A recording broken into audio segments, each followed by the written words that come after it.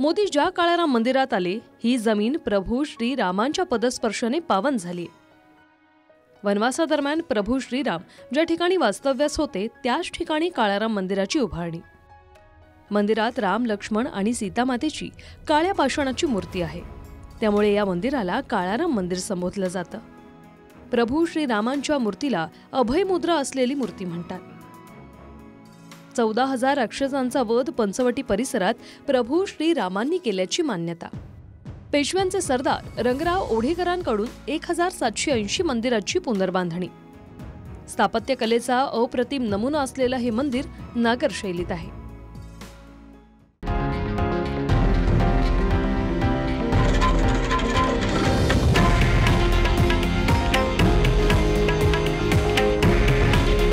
हे आहे देशातील नंबर 1 न्यूज नेटवर्क आणि आपण पाहत आहात TV9 मराठी।